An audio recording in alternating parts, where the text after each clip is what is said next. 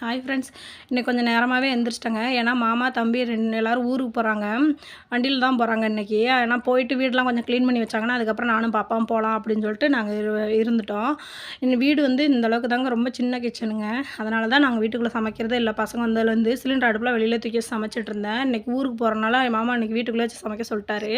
வச்சு சமைச்சிட்டு இருந்தேன். நேற்றே பால் வாங்கி ஊற்றி வச்சுட்டேன். தயிர் வச்சு கொடுத்து விடலான்னு சொல்லிட்டு. இன்றைக்கி வெயிலில் போகிறாங்களா 2 வீலரில், அதனால் தயிர் சாப்பாடு வாட்டர்மெலன் ஜூஸும் போட்டு கொடுத்துடலான்னு சொல்லிட்டு ரெடி பண்ணிகிட்டு இருந்தேன்.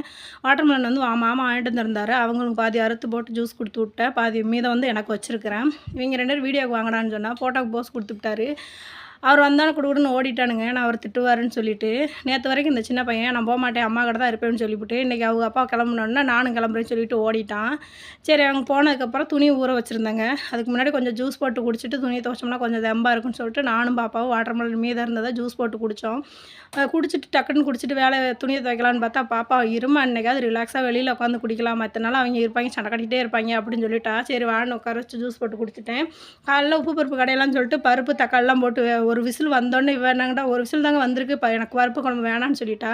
சரின்னு சொல்லிட்டு அப்படியே எடுத்து அந்த தண்ணி தக்காளி வச்சுட்டு ரசம் வச்சுக்கலான்னு சொல்லிட்டு இன்றைக்கி வடை தாங்க தட்டிட்டேன். அதில் சூப்பராக இருந்துச்சுங்க. இது கூட கொஞ்சம் கடல மாவும் பெரிய வெங்காயம் நறுக்கி போட்டு பக்கோடா மாதிரி போட்டிங்கன்னா செம்ம டேஸ்ட்டாக இருக்குங்க. சூப்பராக இருந்துச்சு. செஞ்சு வச்சுட்டு நானும் துணி துவைக்க வந்துட்டேன்.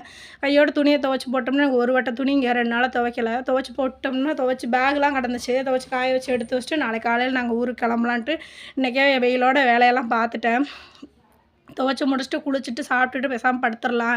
இன்றைக்கி கொஞ்சம் ரெஸ்ட் எடுத்தால் தான் நாளைக்கு பஸ்ஸில் போகிறதுக்கு, ஏன்னா நாளைக்கு இடம் இருக்குமோ இருக்காதோ அப்படின்ற ஒரு சிந்தனையும் இருக்குங்க. அப்புறம் வந்து இன்றைக்கி சாப்பாடு வந்து தயிர், ஊறுகாய், அப்புறம் நேற்று வச்ச கருவாடு தொக்கு கொஞ்சம் இருந்துச்சுங்க. அப்புறம் நம்ம செஞ்ச பருப்பு வடை. இதை வச்சு இன்றைக்கி மதிய சாப்பாடு காலை சாப்பாடு ஓட்டிடலாம்.